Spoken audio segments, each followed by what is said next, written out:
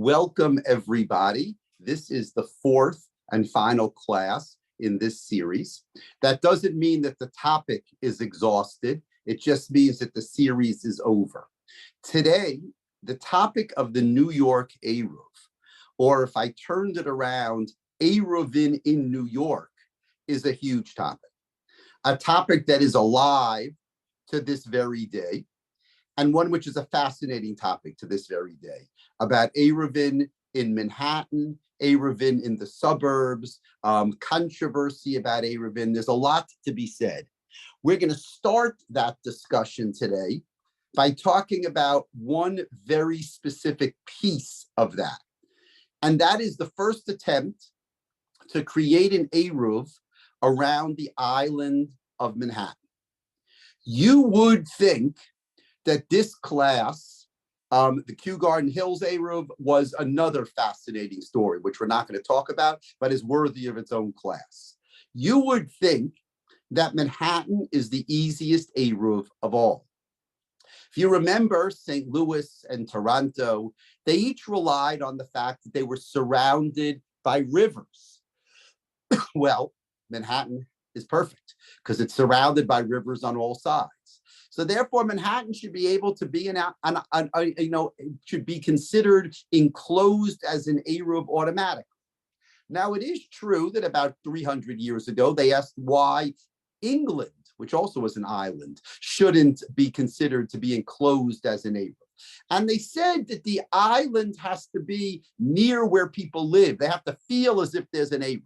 But in Manhattan, that's true also. Not everybody who lives in Manhattan can actually see the water, but everybody knows that the water is there. So therefore, that would be considered to be, enclosed by an Eruv. So while you would think that it should be the simplest Eruv, it was not necessarily so.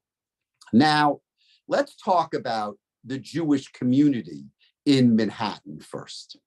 So at the beginning of the century, the beginning of the 20th century, there probably were close to 2 million people who lived in Manhattan, most of them who lived on the Lower East Side. But with the creation of the subway in 1903, and generally with the fact that the Jews, made a little bit of more money, the Jews tended as quickly as they could to leave the Lower East Side. Some stayed in Manhattan. We know that KJ dates itself on the Upper East Side to 1872. The Jewish Center on the Upper West Side was built in 1917. So there were communities at that point. Harlem, in the teens and early 20s, had 100,000 Jews in Harlem. So by the 1920s, Jews were living throughout Manhattan. And of course, the Jews moved out of Manhattan as well. They moved to the Bronx and they moved to Brooklyn largely. Queens came later, and obviously New Jersey and Long Island came even later than that. But that's really the way the community developed from the Lower East Side to the New York community that we're familiar with. For our purposes, a very important piece of this story is the fact that after the Holocaust, after the Second World War, there were many, many rabbis. I mean, the people who survived the war came to America if they could. And among those people who survived, there were rabbis. Some of those rabbis found their place in New York or elsewhere. They found communities, they found congregations, they found other kinds of work. But some of the rabbis, as you would imagine, didn't really find their place. They never really found their place here. And what some people did was they decided that they would be focused on one issue or one area in which they could help this community. And there were at least a few rabbis who decided that that area was going to be the Eruv. In 1949, Rabbi Shimon Kalish, who was known as the Amshinover Rav, and again, in America, those names didn't mean much. But in Europe, each of these people had followers. He was the survivor who actually lived in Brooklyn. And the story has it that every single Friday, he used to call his rabbinic friends and tell them that we need to build an Eruv first in Manhattan and then in Brooklyn. And that went on for several years. And then a committee was actually formed to explore the possibility of creating an Eruv in Manhattan. I want to read the letter that was written by the community, because the very fact that there was a committee is itself very interesting. We'll talk about that in a second. Here we go, everybody. So what we have here is the Eruv, the Rabbinic Committee for the Eruv, December 27th, 1949. Dear Rabbis, we are presenting you with the following article written as a suggestion for the creation of an Eruv around Manhattan by one of the members of the Vad HaRabbanim of New York, which has worked on this article and seeks our reactions. This refers to Rabbi Menachem Tzvi Eisenstadt, together with another article on the topic by Rabbi Menachem Siegel Pollack, also survivors who came here after the war. Therefore, it is our desire to receive the approbation of other Torah giants, so that way we may begin this work immediately to establish an Eruv in Manhattan, so that thousands and tens of thousands will not violate the laws of the Sabbath. If anyone has any suggestions, they should mail them to our most important colleague, Rabbi Yonason Steif, at the above address. In order to facilitate this process, if we do not receive your reply within 10 days, we will record you as agreeing with this proposal. Vad Leman HaEruv, the Manhattan, New York, Committee for the Sake of the Manhattan Eruv, New York. Now, why is this such an interesting letter? This is an interesting letter because the first time in the history of Eruvin, we actually have an attempt by the rabbis to create consensus around the building of the Eruv. Remember, in St. Louis, the rabbis fought with one another. In Toronto, the rabbi wrote about the Eruv but didn't talk about it with anybody. Here in New York, from the very beginning, they set up a committee for the Eruv. And they write to all the rabbis and they say, they asked for their, for their reactions. Now, of course, 10 days isn't so long and most people don't respond within 10 days, but at least they gave the appearance of seeking other people's view regarding the Eruv. Now, there were, again, not surprisingly, at least some rabbis who did send in responses. The most famous of those rabbis, or the most important regarding the creation of the Eruv, mail was delivered more quickly then, that's correct, was someone by the name of Rabbi Menachem Mendel Kasher. Rabbi Kasher was a Gerach Chassid. He was not a shul rabbi. He was a Gerach Chassid who lived on the Upper West Side. He was very friendly with Rabbi Leo Young, the rabbi of the Jewish Center, whose name will figure again in just a couple of minutes. He used to daven, Mr. Coburn, at the Jewish Center during the week, and he was friendly with Rabbi Young. On Shabbos, he didn't think that the mechitza in the Jewish Center was high enough, so he used to daven in the Ritniker Stiebel on 88th Street. But he was a member of the Upper West Side community, the rabbinic community, but he wasn't a rabbi. He wasn't a shul rabbi, a practicing rabbi. And that was popular in those days. He was an author. He was a prolific author. He actually wrote a commentary on the Chumash, which has many, many volumes. It's still available today, called Torah Shlema. In the appendix of one of the volumes of Torah Shlema, by the way, Rabbi Young used to raise money for his books, and he used to publish these books. In the appendix to his volume of Torah Shlema, he writes an article about the Eruv. And he says, and he argues halachically, that it is permissible to create an Eruv around Manhattan, meaning that the rivers surround Manhattan, and that none of the problems, not the population, not the bridges, not the roads, not anything, there's no problem. You can create an Eruv around Manhattan, and therefore the Jews can carry in Manhattan on Shabbos.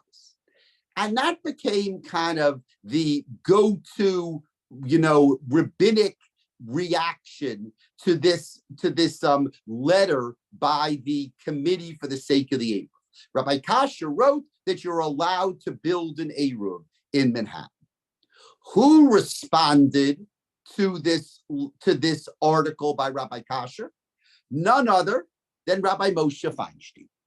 In 1952, Rabbi Moshe Feinstein wrote a letter about the Manhattan Eruv. And he writes like this. Rabbi Moshe Feinstein.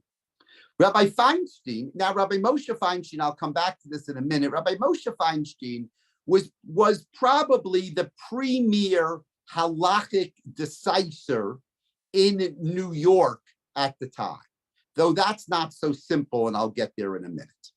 Rabbi Feinstein elaborated on this theme and explained that in America, where there is indoor plumbing and the shuls are well stocked with books, there is no need for a community Eruv. However, he concluded if there are those who still believe that there is need for an Eruv for the sake of the children and for those who violate Shabbat unintentionally, I do not object, but I do not participate. Now, there is a lot in this little tshuva of Rav Moshe Feinstein. First thing Rav Moshe Feinstein says is there's no need for an Eruv. Why is there no need for an Eruv? Because there's indoor plumbing. Excuse me? What does indoor plumbing have to do with an Eruv? Obviously, if there's no indoor plumbing, if people have to go to an outhouse, so they have to carry whatever they need to go to the bathroom in the outhouse. So he says in Europe, there was a need for the bath, a need to use the outhouse. And therefore, there was a need for an Eruv just, out of common decency. You had to allow people to carry. And he says, our shuls are well stocked with books. So you don't need to bring your siddur or your chumash. Your talis you can leave in shul from day to day or from week to week. And therefore, you don't need to carry. So the first interesting thing in the tshuva of Rav Moshe Feinstein is that he is assuming, he's very practical. And he says, that you're right, there were Eruvs that were built, and the Eruvs that were built were for very practical reasons, either because there was no indoor plumbing or because you needed to carry your siddur or your talis to shul. He says, and we don't have that anymore in America, so therefore there's no need for an Eruv. But, and here's where to get to Rabbi Henkin in a minute. But Rabbi Moshe Feinstein says, but if there are those of you who think that we should still build an Eruv because the children need an Eruv, notice he doesn't say the women. That's interesting. He doesn't say the women need an Eruv. He says the children need an Eruv. What he really means is the women are stuck at home with the children while the men go to shul. But he says if you think that the children need an Eruv, then I'm not going to say that you're wrong. You can proceed with the project, but I will not be a participant. Now, that is so interesting, written by Rav Moshe Feinstein. 1952, Rav Moshe Feinstein, he says, I don't think there should be an Eruv in Manhattan. I don't think there's a need for an Eruv in Manhattan. And he goes on to find some halachic problems as well. But if you want to proceed with this project, more power to you. You can proceed with this project and you can build an Eruv in Manhattan. Now, that's the second interesting thing here. The first interesting thing was that they set up a committee. The second interesting thing is that the opposition is really very much lukewarm. What do I mean lukewarm? Rav Moshe Feinstein is opposed to the Eruv, but he says, if you want to build it, you can build it. I'm not going to be a participant, but you can build the Eruv. Now, someone pointed out in the chat about Rabbi Henkin. When you think, depends on when you grew, it depends, first of all, on the screen, whether you grew up in New York. And the second piece is what period you grew up in. By the 1970s and the 1980s, Rabbi Moshe Feinstein died in 1986. By the 1970s and the first half of the 1980s, Rav Moshe Feinstein was literally the last of the generation of Eastern European halachic decisors who were still alive and active in New York. Rabbi Soloveitchik was active, but he was not a halachist. He was a teacher. He was a Talmudist. He taught Talmud. Rav Moshe Feinstein has 8 volumes of his tshuvot, of his responsa. So therefore, by the 70s and 80s, the halachic decisor was Rav Moshe Feinstein. People used to approach him. He would write tshuvot, which are now published. And he was the one, he was what we would call today, he was the last word. But in the 50s and the 60s, New York was filled with rabbinic scholars who had come from Europe, who had survived the war. Rav Moshe came before the war, but who had survived the war and were in Europe.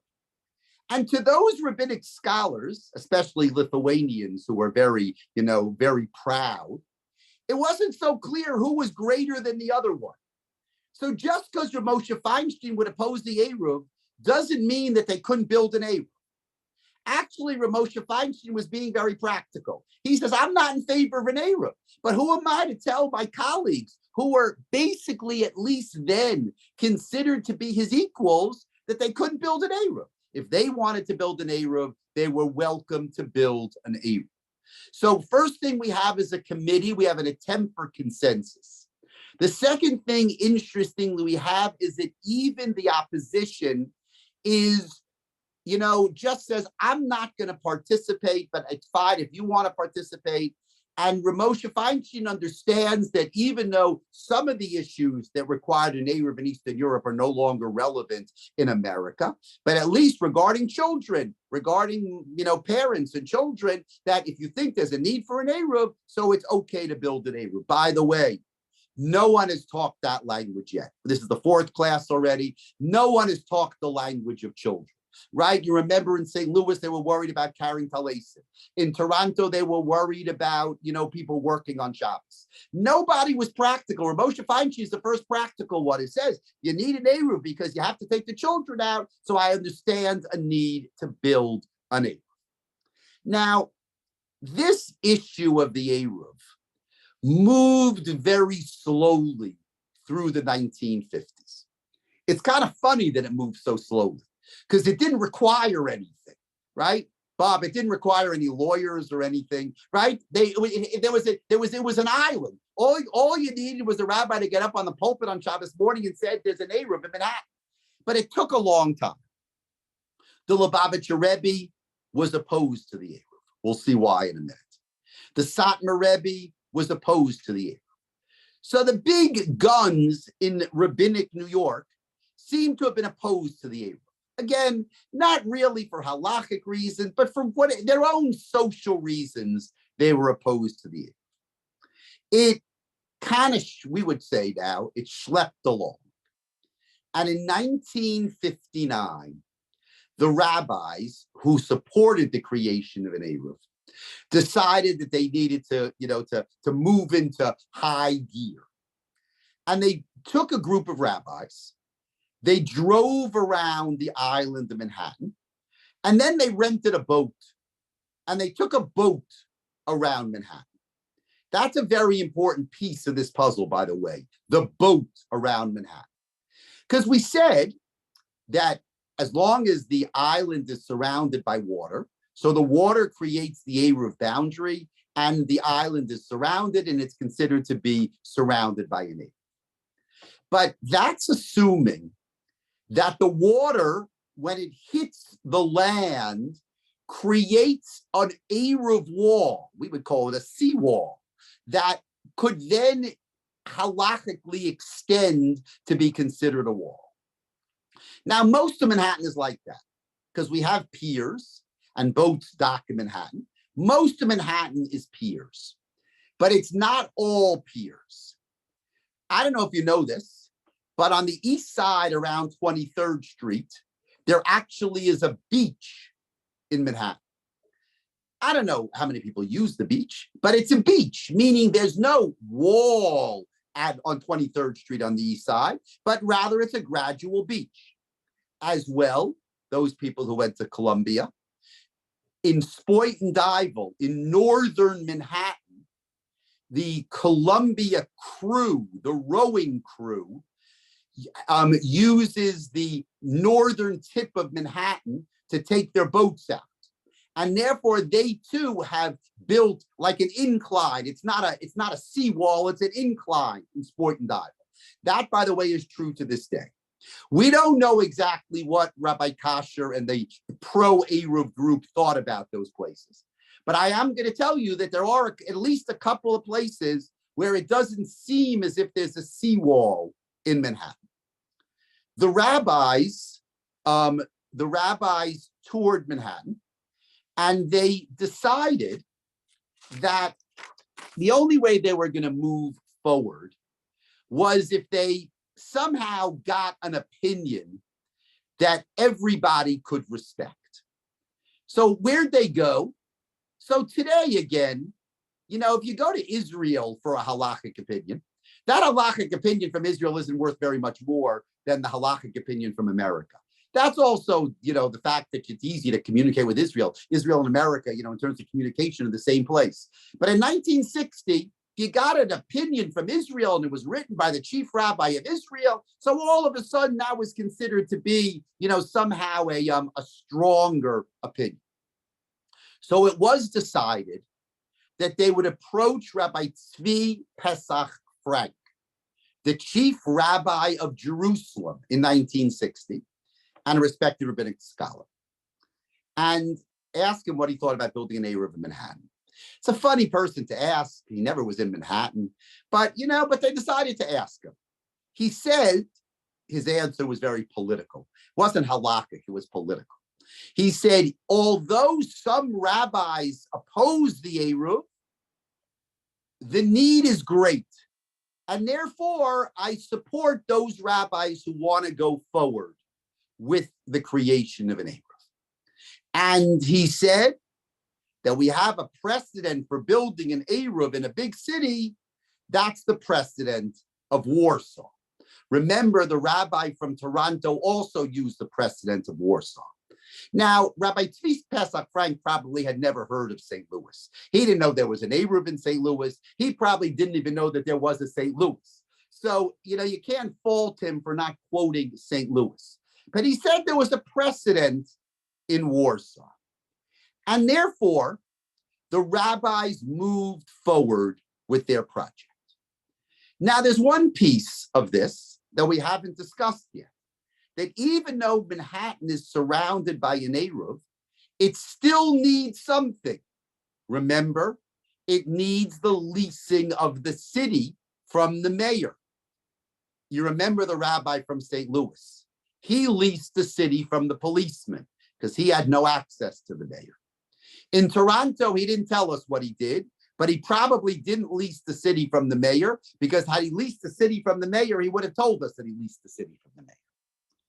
But in October 16th, 1959, we have an amazing document. This class is worth it just for this document.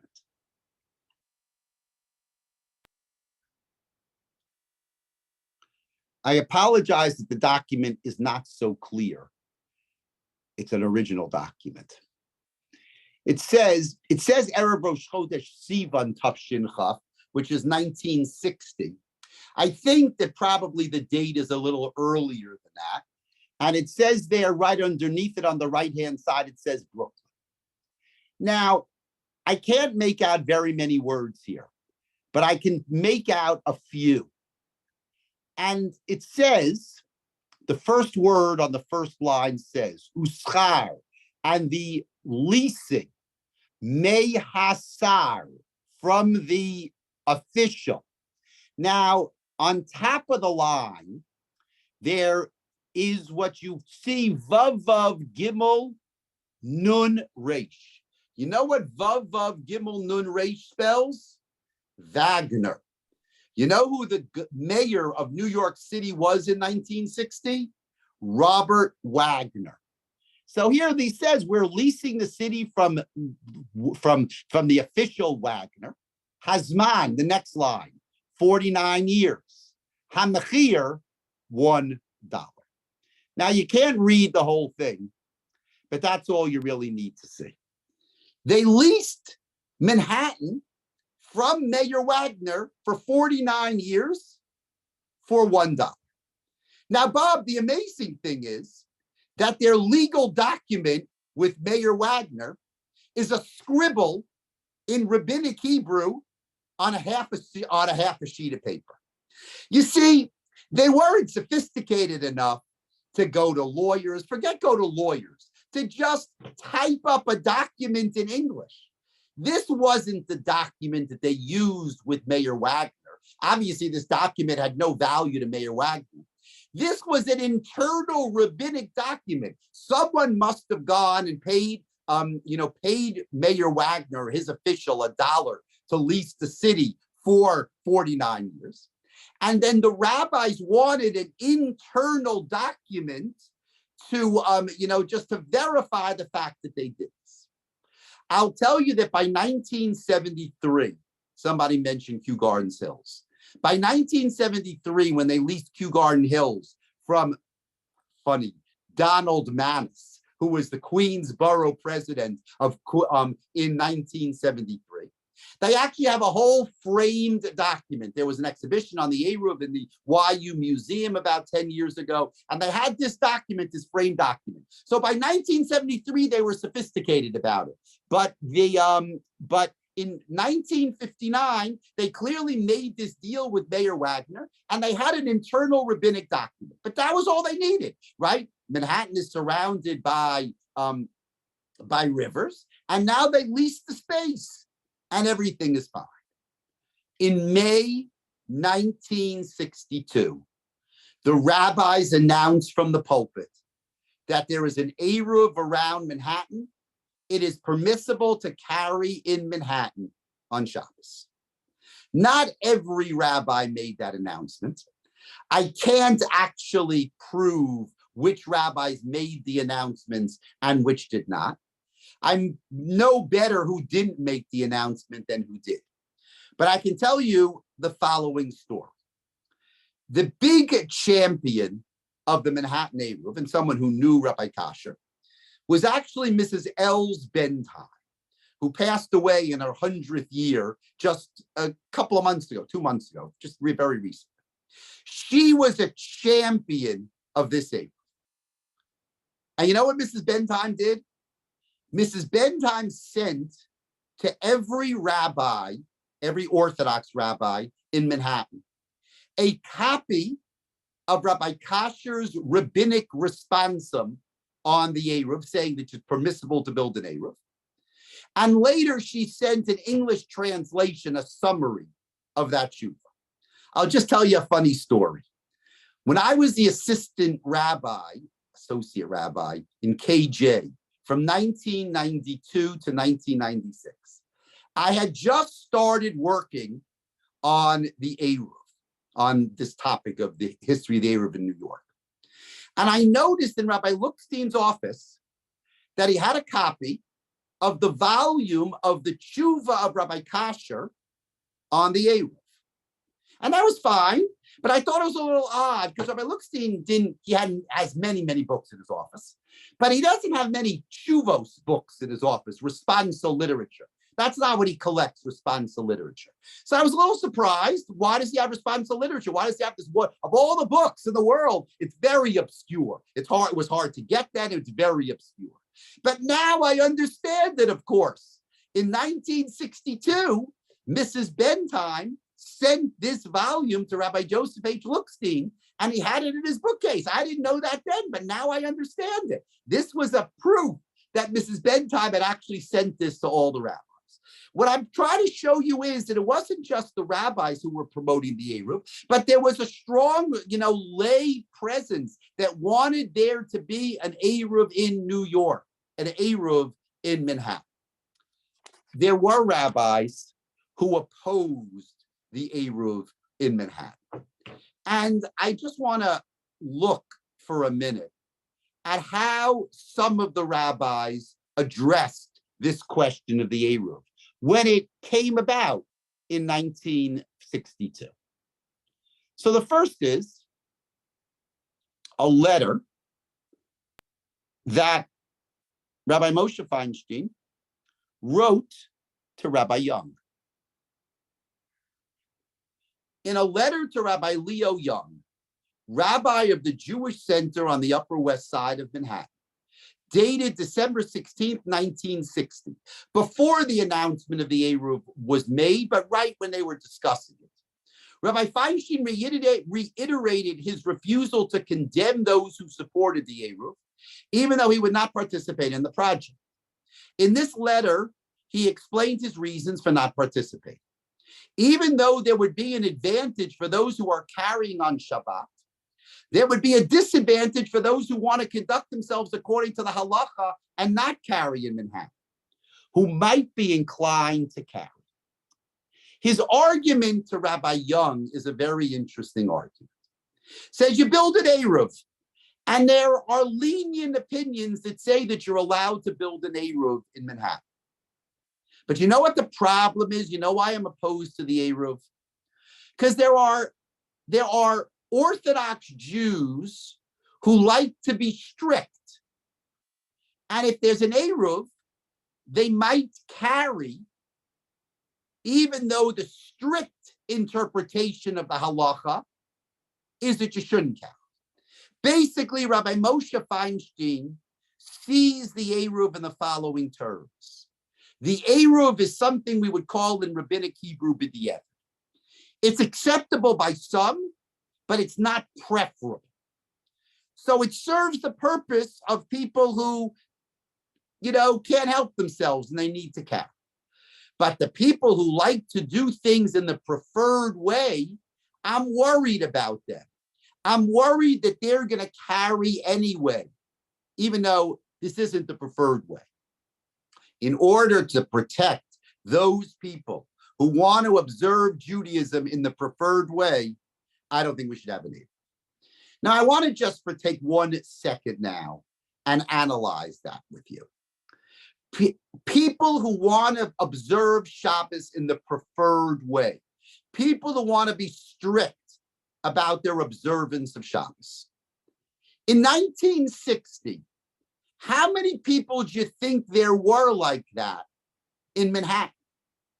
I'll tell you that Rabbi Lamb told me that when he came to the Jewish Center in 1958, that the lobby of the Jewish Center was filled with baby carriages, even though nobody had announced there to be an Eruv in 1958. People took their baby carriages to shul because how else could they get to shul?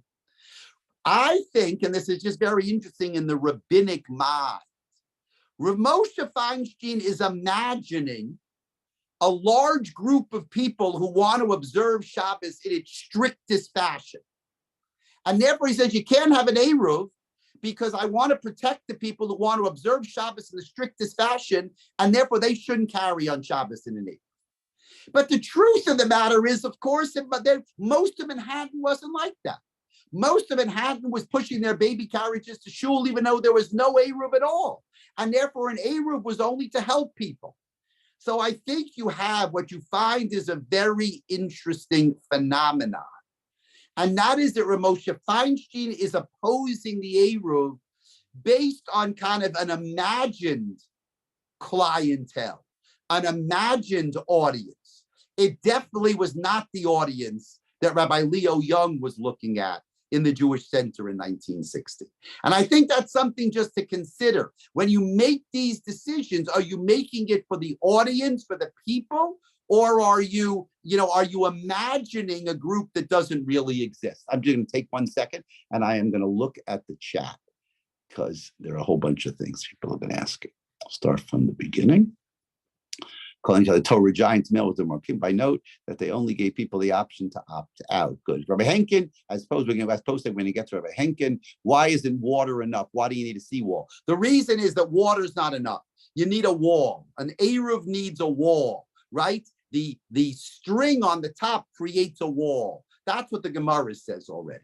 Is Eruv b'diavad for necessity only, or is it an allowance for enhancing Shabbos? Good, we'll get there in 1 second. Rivka Falk, very good question. If the lease is taken seriously, do we need liability insurance, or does the city cover that? Bob Sugarman is going to have to answer that question. Okay, so what do we have? So we have an Eruv, 1962, we have an Eruv. It's supported by, let's call them the modern Orthodox, and it's opposed by Rabbi Moshe Feinstein and some of the other more right-wing Orthodox rabbis. My argument is that they're opposing it based on kind of a dream of what the regular Orthodox person in Manhattan was like in 1960. The reality was not exactly the way Reb Moshe Feinstein wrote to Rabbi Young. There was someone else in Manhattan who actually needs to be looked at. That's funny. So they have liability, Bob, they have liability insurance in London. That person was Rabbi Yosef Eliyahu Henkin. Rabbi Henkin was, for all intensive purposes, the rabbi of the Lower East Side. Rabbi Henkin came to this country in the 1920s. And just to give you an idea about his relationship to Rabbi Moshe Feinstein, Rabbi Moshe Feinstein published the first volume of his responsa in 1959. In 1959, Rabbi Henkin was 80 years old. Rabbi Henkin was the generation before Rav Moshe Feinstein. Rav Moshe Feinstein respected Rabbi Henkin as being the senior rabbi. So what Rabbi Henkin thought was important. And Rabbi Henkin in 1962 writes about the Eruv. And what he writes is amazing. And Rivka Falk, this is going to answer your question also. Rabbi Henkin writes the following. Rabbi Henkin, in a letter dated July 12, 1961, Rabbi Henkin outlined his position. He wrote that it is crucial to complete the Eruv in Manhattan, and that Manhattan is not worse than other cities where an Eruv has been established. He explained that the committee was waiting for approbations from other rabbis and then would convene a conference of rabbis to finalize the Eruv project. Rabbi Henkin disapproved of waiting for a rabbinic conference, as he wrote. For I know from experience that it takes much time to gather the rabbis. Rather, make the necessary repairs and then announce that the repairs have been made and that the rabbis are supervising the Eruv. He noted that until the committee received the approbation of the majority of the rabbis, the Eruv remained one that can only be relied upon in times of great need. He then listed the situations he considered to be of great need. Number one, for the sake of women and children who want to go outside, especially in the summer months. Number two, for the sake of doctors who need to carry on behalf of patients who are not in life-threatening situations. Number three, for the sake of those who need to carry on the Shabbos ritual of Sukkot to the Sukkah. So here you go. Rabbi Henkin says until there's consensus regarding the Eruv, and basically there was never consensus regarding the Eruv. So Rabbi Henkin believed that the Eruv could only be used, Rivka, in three different cases. Number one, pushing baby carriages. He says women and children. Obviously, at his day, men didn't push baby carriages, but parents and children. Number two, doctors. Number three, Shabbos Cholamoed Sukkos. Three different situations in which you can use the Eruv. There were years, you should know, that Rabbi Riskin followed Rav Henkin and thought the Eruv should only be used under those conditions. Now, just let's analyze for 1 minute the difference between Rabbi Feinstein's letter to Rabbi Young and Rabbi Henkin's letter. Rabbi Feinstein's letter to Rabbi Young says, if you want to build an Eruv, you can build an Eruv, but I'm against it. Why? Because I want to protect the people who want to observe Shabbos in the preferred way. Rabbi Henkin is much more of a realist. Rabbi Henkin says there is an Eruv. Not everybody accepts the Eruv, but there is an Eruv. And therefore, I'm willing to accept the Eruv. But I think you should only use the Eruv if you really need it. And therefore, he limits when exactly you can use the Eruv. But of course, he lists the three cases where you really need the Eruv. Children, doctors, and Shabbos Cholamoed Sukkos. Right? Can you imagine? So let's just take for 1 second the last case. Shabbos Cholamoed Sukkos, pre-Eruv. People didn't have sukkahs in their buildings. Remember, everybody here is not from Manhattan. People didn't have buildings in their sukkahs. Sukkahs in their buildings. How are they going to get the food to the sukkah? If you don't have an Eruv, what are you going to do? So he's very practical. Rabbi Henkin seems to be much more practical. And therefore he says you can use the Eruv in these kinds of situations. So what do we have? Basically, between 1962 and 1999, I'll get there in a second, and 1999, you have a situation where there is an Eruv in Manhattan that is accepted by some and rejected by others. Okay? Accepted by some and rejected by others. Basically,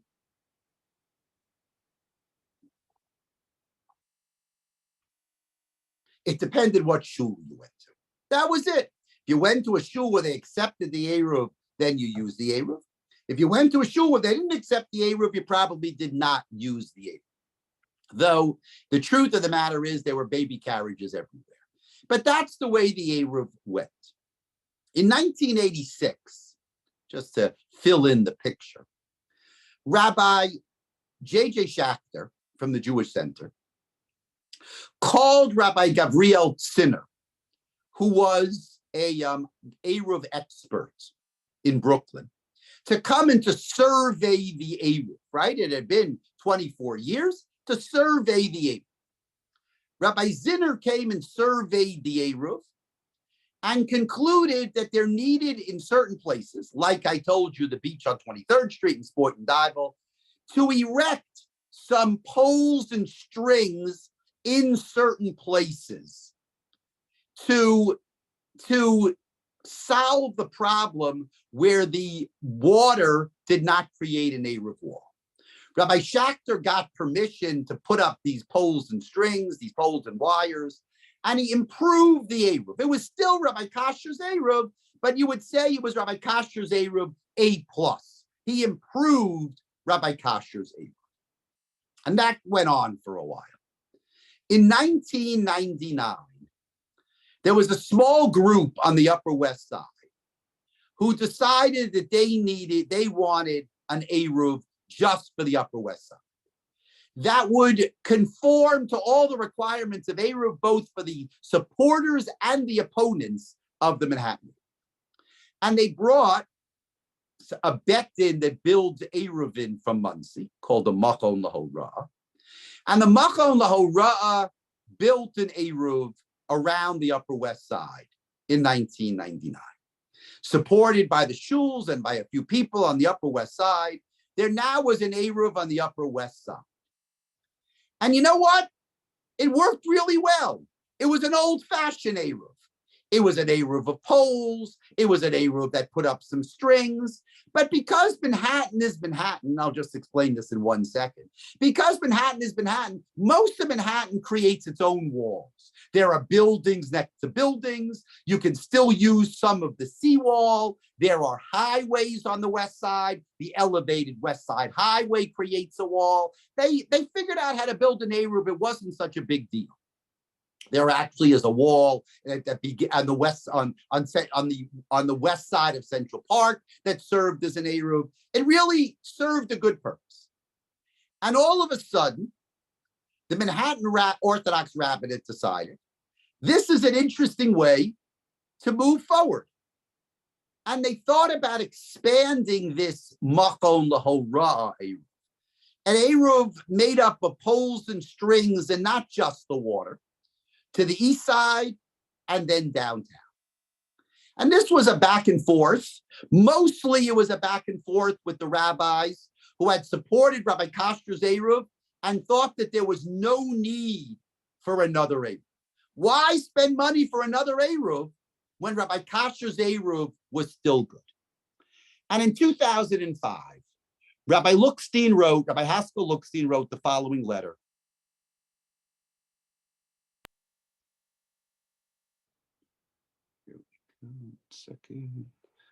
Rabbi Lookstein wrote the following letter. After months of discussion, it appears that the Manhattan Eruv, which was established over 50 years ago, can no longer be maintained as a proper Eruv. The problem is not halakhic, but rather structural. Many changes have taken place over the last decade or two, which make it extremely difficult to maintain the kashrut of the Eruv. The necessary improvements to bring the Eruv up to the standards that Rabbi Kasher of blessed memory established would be very expensive to make. And in any event, the nature of traffic and construction in Manhattan make it virtually impossible to assure the kashrus of the Eruv on any given Shabbat. Basically, Rabbi Lookstein consented to putting Rabbi Kasher's Eruv in a historical mode. Rabbi Kasher did a very important thing in 1962. But whether Rabbi Kasher's Eruv was no longer viable, or whether the Orthodox community in Manhattan had gotten more Orthodox, or maybe just simply that the Orthodox community in Manhattan wanted consensus, wanted an Eruv that everybody could accept, Rabbi Lookstein supported the creation of an Eruv of strings and poles that would surround Manhattan. And so it was. The Eruv was extended to the Upper East Side. The Eruv eventually was extended all the way down to the southern tip of Manhattan. And believe it or not, there's an Orthodox shul in Harlem. The Eruv now goes to 147th Street. And that's an Eruv, an old-fashioned poles and strings Eruv. Like all the suburban communities have, Manhattan has such an Eruv as well. That's an amazing story, everybody. I'm not done yet because the most interesting thing is yet to come. But I just want to kind of sketch it for you for 1 second. Washington Heights has its own Eruv. The Breuers community opposes Eruv. We'll get there in a second. But Washington Heights has its own Eruv. YU has an Eruv, and the Bennett Avenue community has an Eruv. Manhattan, with its strong Jewish community after the Second World War, it became a priority of a group of rabbis. Interestingly, there was an attempt to create consensus. And while consensus wasn't reached, the attempt to create consensus allowed the opposition to be muted. That's very important. Even the opposition wasn't opposed to the idea of Eruv. The Eruv eventually was announced. The Eruv served many, many people for several decades and served a very important purpose in the history of Eruvin in America. Eruvin exploded in America after 1980. Mostly had to do with the fact that the Jews had established some political clout. They could easily get permission from the authorities. They were able to lease the cities. And that's why the interesting cases of Tenafly and West Hampton Beach, that's why they're so interesting. Because where the Jews ran into trouble, that was interesting. Because there were so many places where they didn't run into trouble.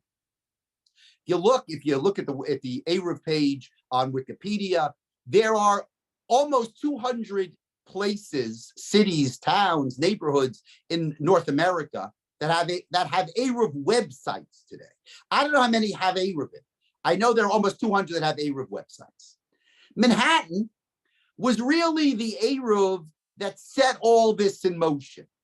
Soon the suburban communities in New York had Eruvin. Kew Gardens Hills had an Eruv. West Hempstead had an Eruv. Muncie had an Eruv. Eventually Teaneck and Riverdale had Eruvin. All of a sudden, Eruvin began to become popular. It was all thanks to the Manhattan Eruv. The Manhattan Eruv is very important.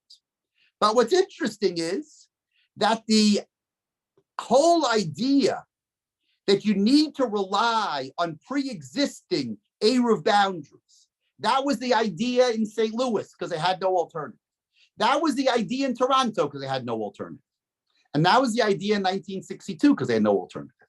But by 1999, what do we need to rely on that for? The rabbis were fighting whether the pre-existing rivers actually created an Eruv boundary. For all the years we needed that, but now we don't need it anymore. Now we get permission. We have a direct line to the mayor's office. We know exactly how to get permission when we need permission, the Parks Department and the mayor's office, and we can build an Eruv that everybody accepts. So the very movement within Manhattan, from relying on the rivers to building an old-fashioned poles and strings Eruv, itself shows the evolution of the Orthodox community in America. Now, finally, we have just 5 minutes. Why is it that they oppose the Eruv in Manhattan? So there might have been halachic reasons, but there were 2 very interesting sociological reasons. And I'm going to read you the first one.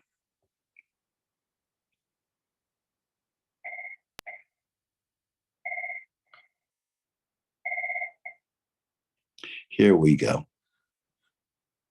Rabbi Simon Schwab.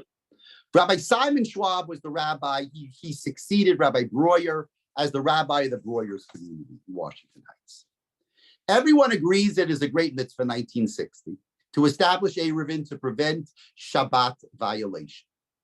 However, in this time, and especially in this country, which is corrupted by arrogance and ignorance, at a time when the ignorant have taken control and young people stand in the place of elders and are not embarrassed to misrepresent the Torah, we must consider the problems that could arise and the destruction that may come from this innovation. What in the world is he talking about? What is that destruction that could come from this innovation? What is it, the young people talking in the place of elders? What in 1960 is Rabbi Schwab worried about? And I'm going to tell you what Rabbi Schwab is worried about, and with this we'll conclude the series.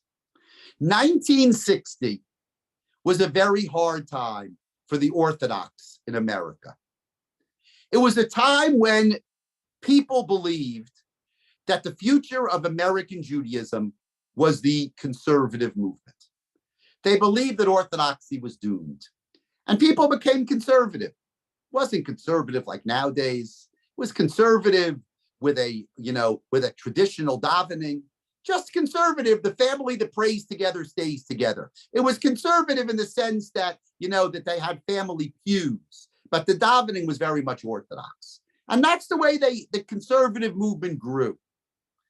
The old-time Orthodox rabbis were very much afraid of the conservative movement. Bottom line, they were afraid of the conservative movement. Rabbi Soloveitchik stood up and said, it's better not to hear shofar blowing than to go to a conservative shul and hear shofar blowing. Can you imagine anybody saying that today? He was afraid of the conservative movement. Rabbi Schwab is saying the following.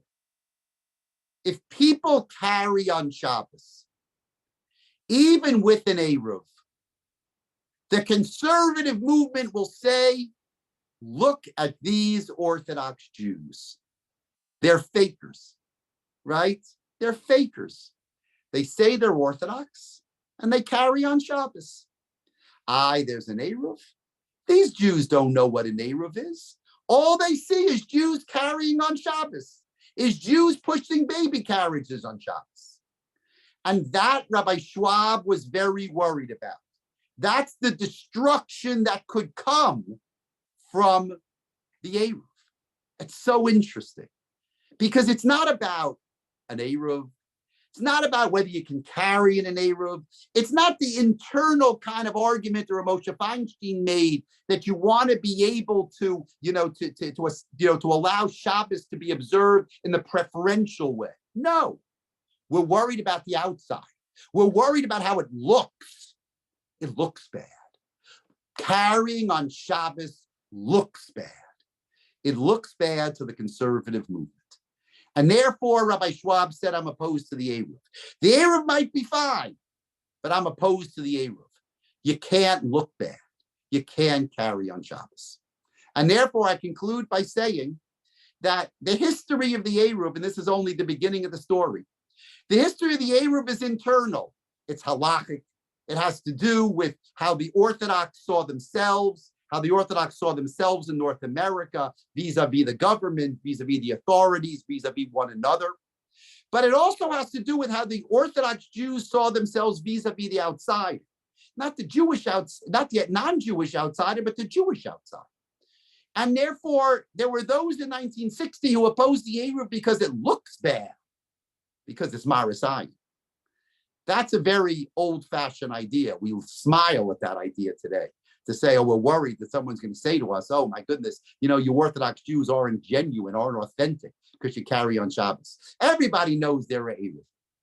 But it's so interesting to get in the minds of these rabbis post-Holocaust who were trying to build an Orthodox community in North America and the issues that they dealt with, both internally and externally.